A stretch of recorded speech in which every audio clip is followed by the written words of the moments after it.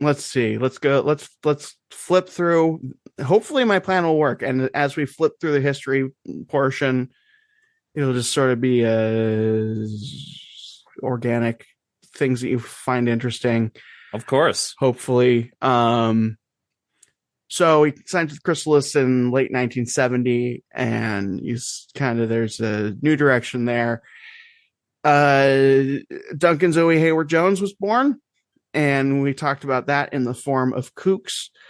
And according to one of these books, Angie left on a tour of Italy and left with a friend just after Zoe was born. Real weird. Yeah. So as we kind of talked about, this a lot of exploration. He tried to form a band called the Arnold Corns basically it was going to be like his band with a front person, frontman. I think. Oh, okay. So this is him saying, well, maybe I'm just better as a songwriter, right, but not giving it to other people. We'll just have a band and I'll just be part of the band. Well, yeah. And the Arnold Corns was actually interesting because he did, the plan was I'll sing, I'll do all the stuff, but then we'll have this person in front as the like front man who will like basically just lip sync or sing very quietly along with us. Oh, so David was just going to continue singing, and then Stanley is going to have to. Yeah, I'm Stanley. I'm here. He didn't want. He didn't want to be the front man, but he wanted to continue doing the stuff. And again, so that's where we get Ziggy, which, of course, goes swimmingly well and nothing goes wrong. Of course. Did you like the part where I started singing Andy Warhol but sang Arnold Palmer? I didn't catch it, but that's good. Arnold Palmer. My favorite thing about working at a movie theater for some amount of time is how many times people would tell me what an Arnold Palmer was. You're like, yeah, I would like an Arnold Palmer that's half iced tea and half and then half lemonade. And they would explain it to me as though it was the first, like they just discovered it and no one else had ever. The last 5 people didn't order it. I don't know if you've heard of this before, but yeah, it's kind of revolutionary, and it's named after a man that no one knows where the name comes from. Well, and I tried to do an end run. That's not the word I was trying to come up with earlier.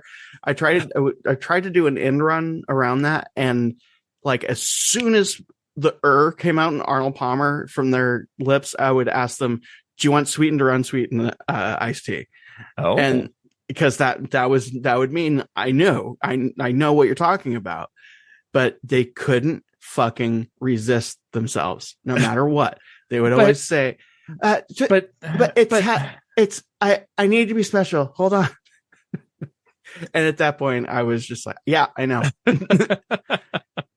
So Bowie's first trip to America was in 1971, and it was mainly for promotional purposes following The Man Who Sold the World, because The Man Who Sold the World, did some numbers in America, not a ton, but a few. Enough. And as we will get into in later episodes, Tony DeFries was Colonel Tom Parkering his ass and basically just trying to really promote. Bowie was just kind of thrilled to be like, oh, I get to meet Andy and I get to meet Lou Reed. I get to meet like all these people that I like. All my heroes who hate me. Yeah.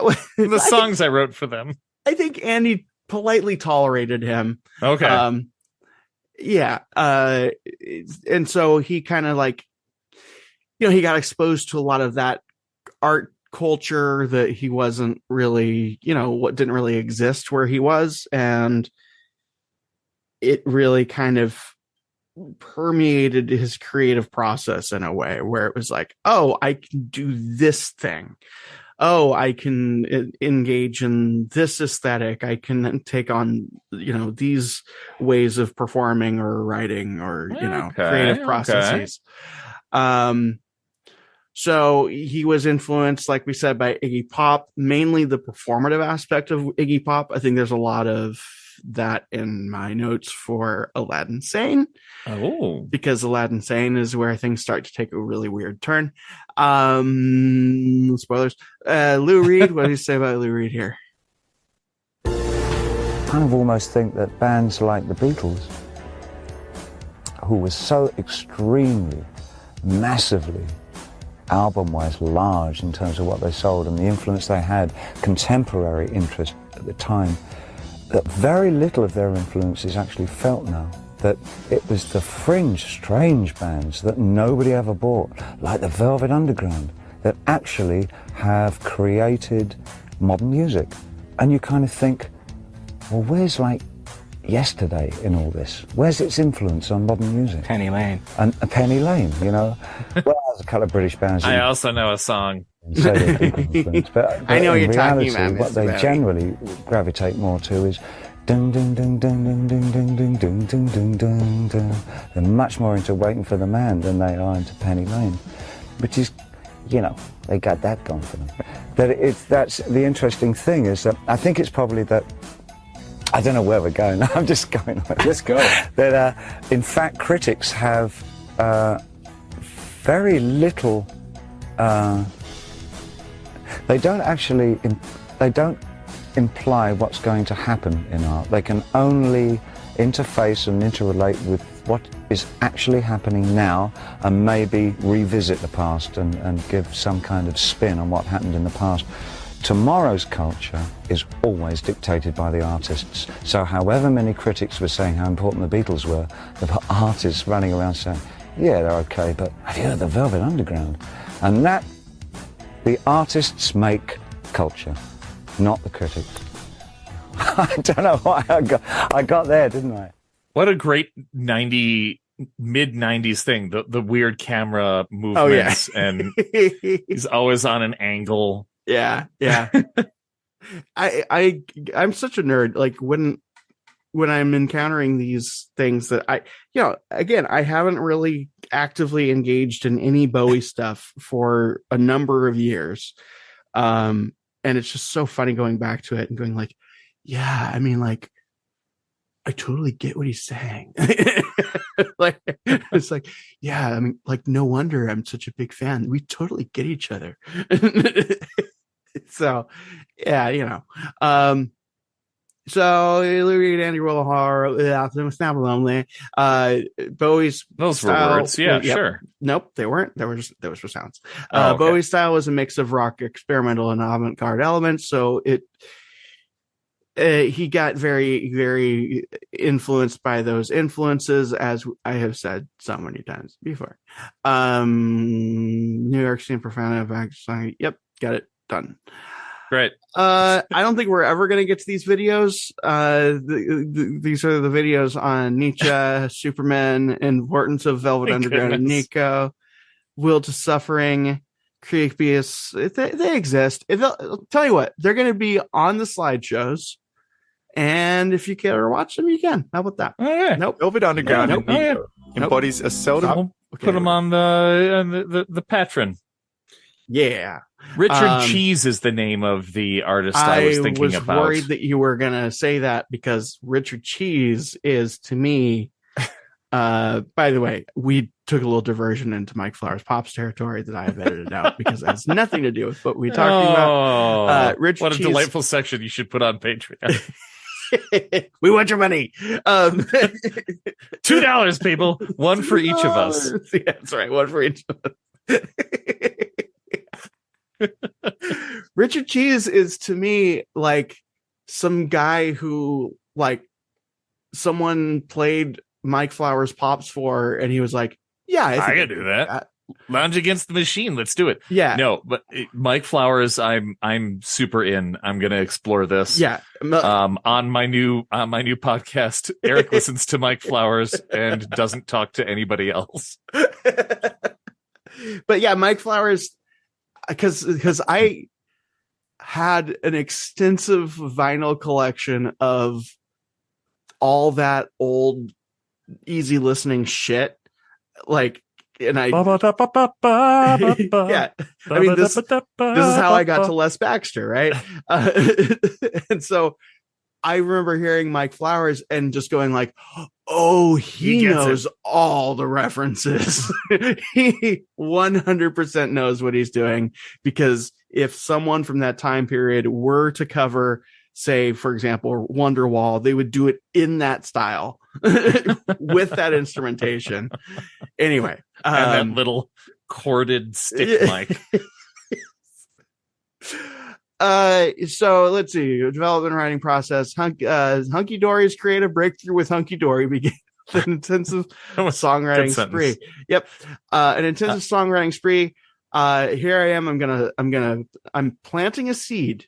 But so I'm just gonna straight up tell you, this is a reference to something that's gonna come later, but it is also included as a example of his like songwriting spree where he just kind of like turns on the tape recorder and records. And by the time we get to the reference, you may or may not recognize it. It's about as vague as can be. Yep.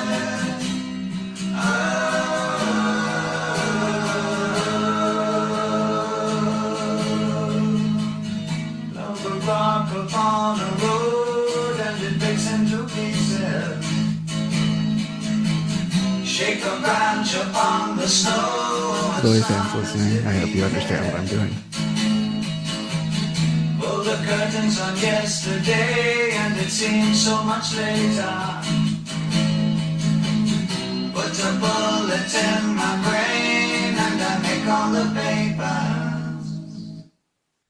So basically, I am including that to illustrate that he was in fact recording in a room and doing things. Basically, what I'm doing right now is the same thing that I do when I go to a zoo with somebody, and when we go to the elephants, I will turn to them and I'll say, what do you call the combination of a rhino and an elephant? Elephino. And I give it to them with that exact delivery, and they usually look at me like, I fucking hate you. And then Dan, everybody. And then this is Dan. Dan Prime. And then I tell them, by the way, when we get to the rhinos, I'm going to tell you the exact same joke. The same joke. And it's not going to get any better. You'll actually like me less by the time we're there. And it never fails. So that's kind of what that is, and it'll be fine. The songs were primarily written on piano. Okay, yeah, that's so fair. That makes sense. His approach is shifting. He's not necessarily thinking about just how will I play this on my guitar. It's how will the ensemble be an ensemble. So he's not just laying on a couch and strumming a guitar with his friends nearby. Right. By the way, that was French for band. The songwriting process. No, it wasn't. That was French for open the cat. Influenced by personal experiences, interaction with the contemporary music and art scenes. I like this order of things so much better, because this can be the throwaway that it should be. Yes, if you want to stop listening to us, please do. What?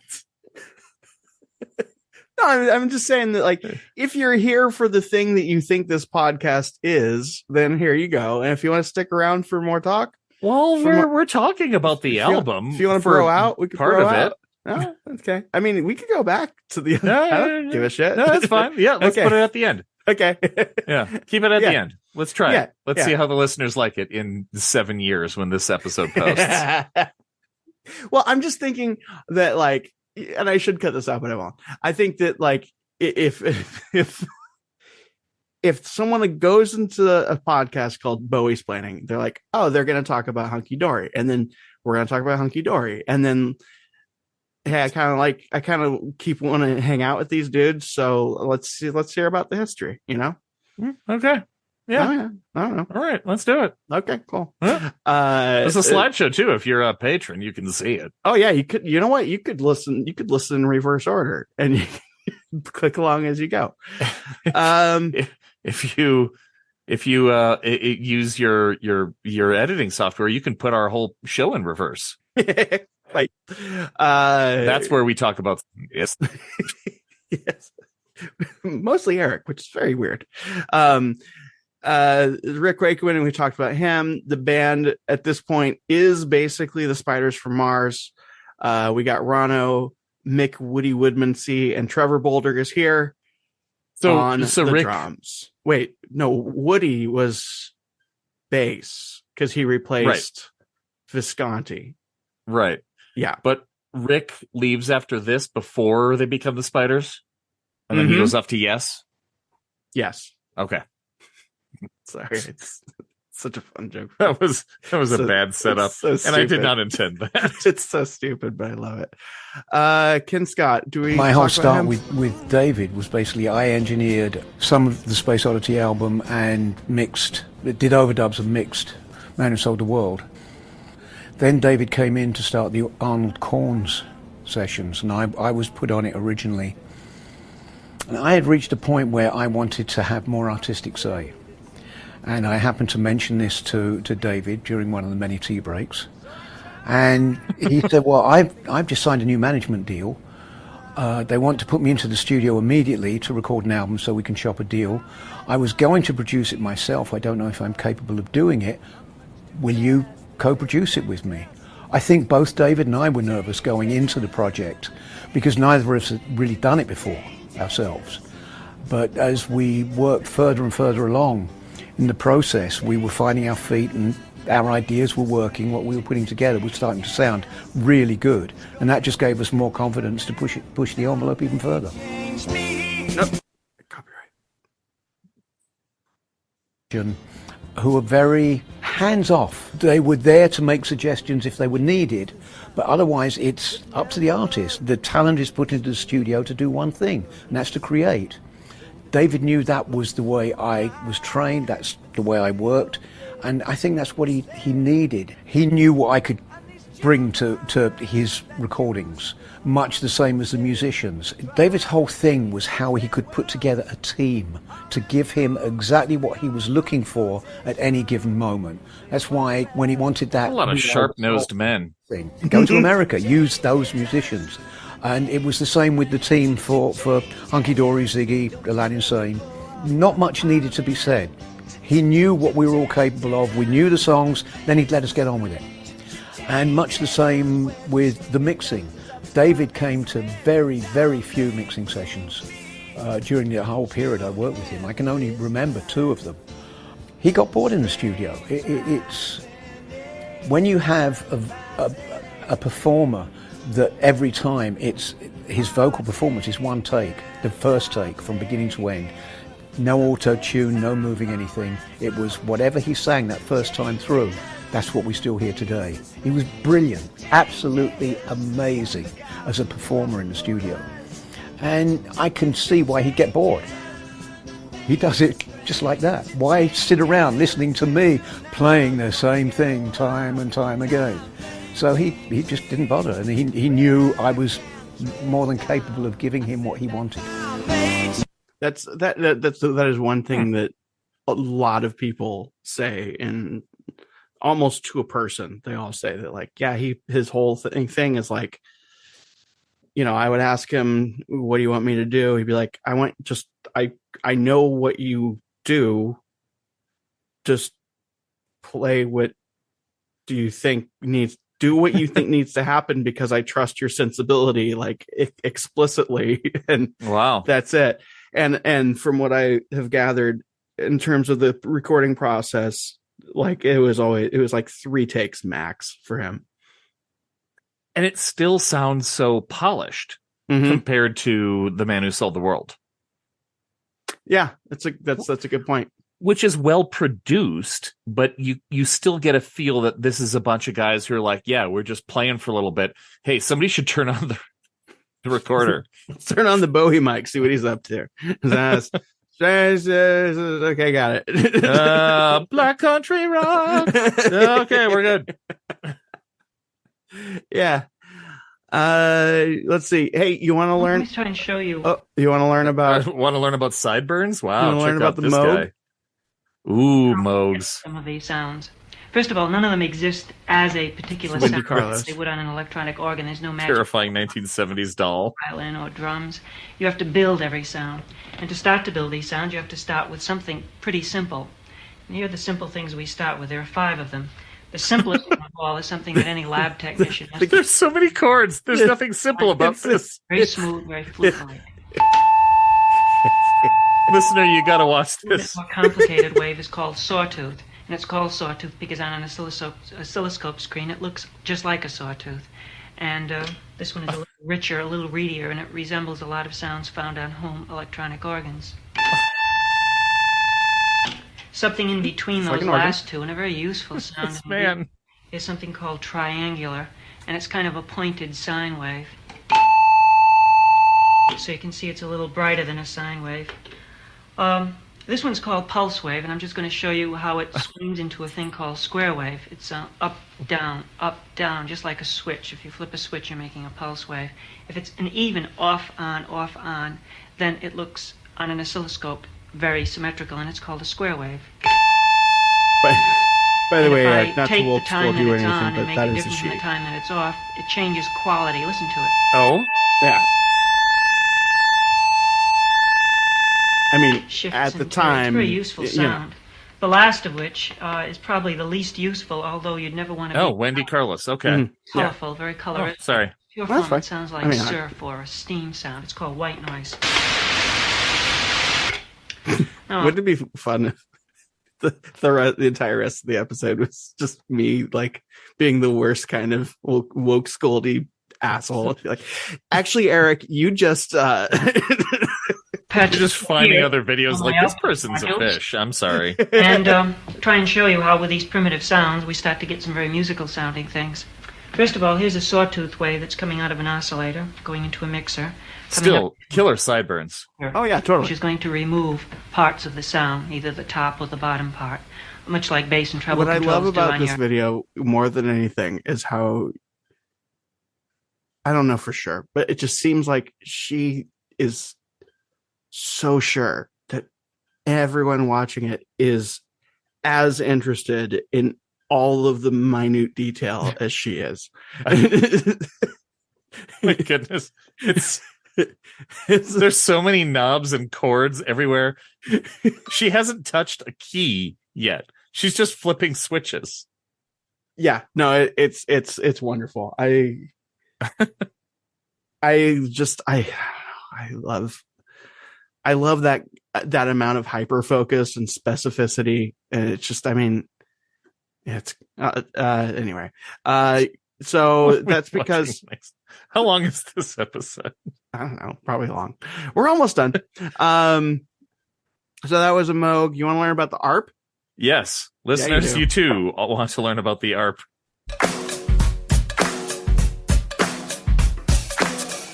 This is from the Alan R. Perlman Foundation. Oh, You notice what that spells? ARP? ooh, Uh-huh. I get it now. Positions. In the 1960s, multi-track recording was perfected. Goodness. No, I Musical remember why instruments I known as synthesizers were brought into common use. The 1970s brought improved small synthesizers such as those you see here.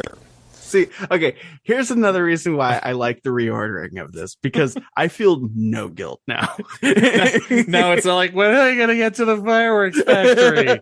It's, well, we already finished with the album. If you want to stop, you can. You You wanna can hang get out off with us? anytime, Yep. kids.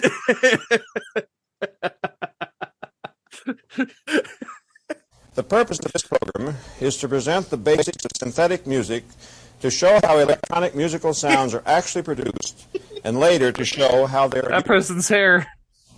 Synthesizer. The person is wearing a bowl, right? Create sounds. I think that's sounds are made by Kyle changes in air MacLachlan pressure. from The Doors. Synthesizers use the same principle as a common public address system whose loudspeakers made to change air pressure in the same manner of the speaker's voice into the microphone.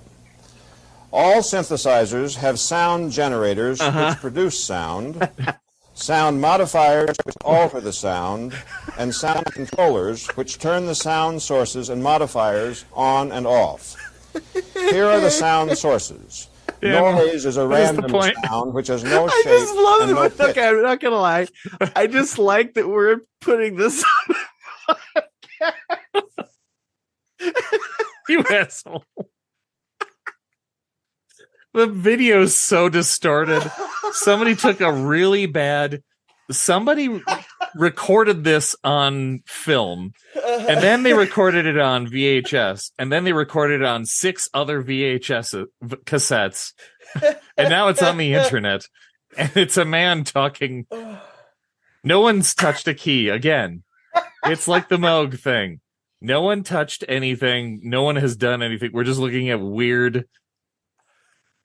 I think what I really like is it's really funny to me that at some point it becomes the two of us talking over this video that is just this person talking in the most monotonous way.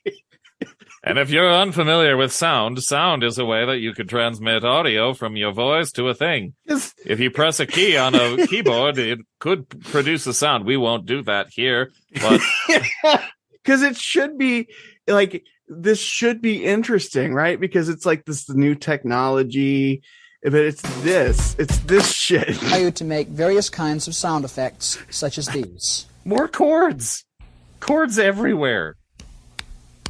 This is why electronic music never really took off. It's just all these fucking nerds.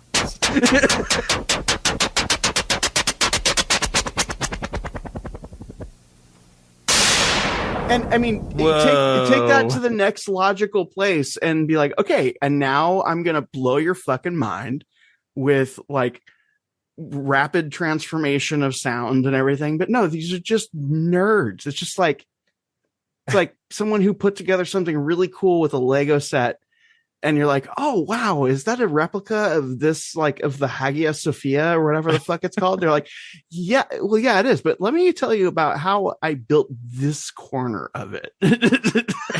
And you say, no, thank you. No, I would really like to see your model replica of, what is this thing? Our purposes of demonstration with a 2-track tape recorder, here's what you would do. Oh, 2-track. You would record the first part of your 2-part composition on track A, for example. Rewind the tape, and while listening to the first track, record the second part under track B. I feel like I'm watching the first part of Mission to Mars. Simultaneously, you have a 2-part composition, and this is the way it might sound. First, with the single track, like this. Oh, music. It's the most dumb shit music possible.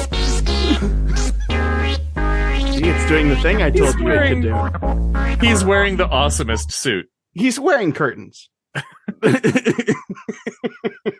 I'm sorry, I shouldn't say he. They're wearing the awesomest suit. No, I think that's a he. I can't tell.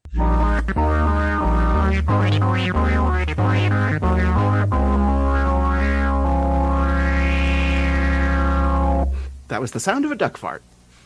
And second, with 2 tracks like this.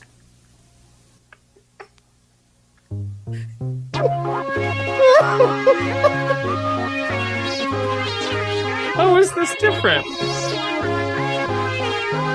Well, he's adding more stuff on top. They're just explaining how it works to make tapes of things. Oh, hold on. I have an idea. We get some you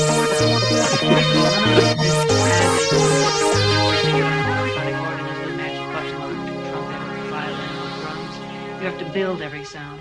And to start to build these sounds, you have to start with something pretty simple. And here are the simple things we start with. There are 5 of them.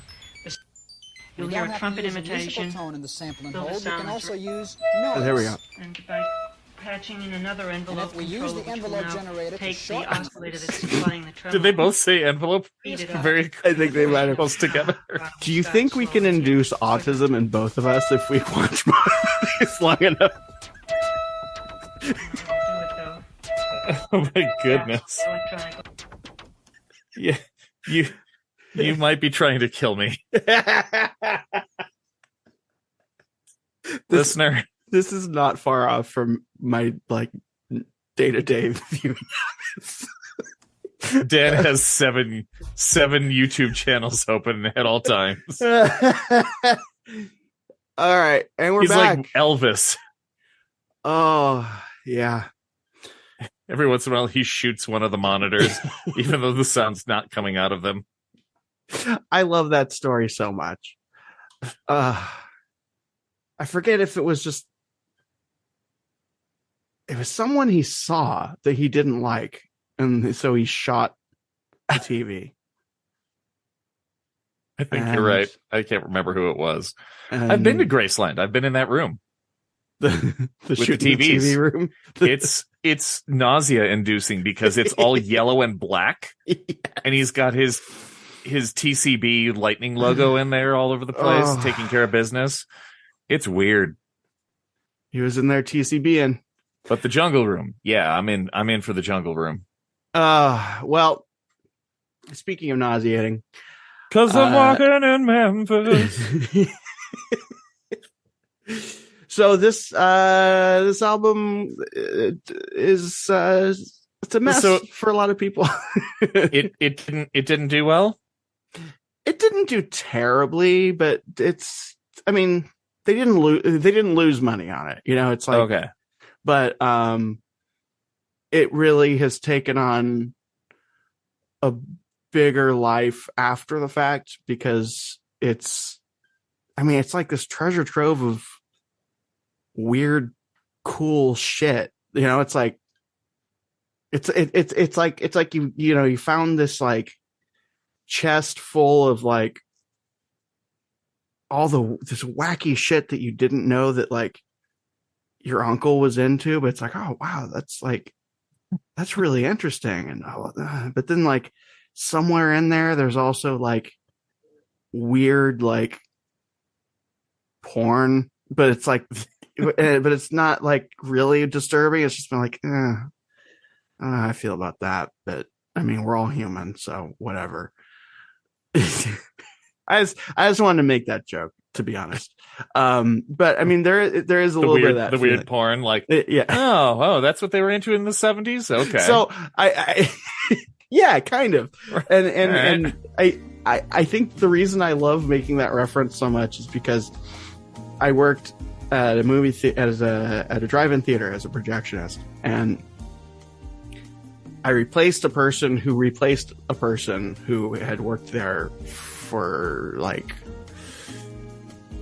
20-30 years, old union guy, and he had his porn stash there because well, what else are you going to do while you're watching the same movie for the 18th time? Exactly. While you're just waiting for the machine to break, like that's it.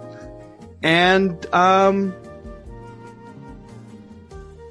there were some choice selections, some choice names of some of the magazines that still haunt me to this day, but in a way that is really funny. And I don't want to say I'm glad that I encountered them because I'm not, but I love that I know that there was once, possibly still is, but once a magazine in circulation called Ready to Drop. What? It was. I don't know that I want to know. Well, when would one be ready to drop something?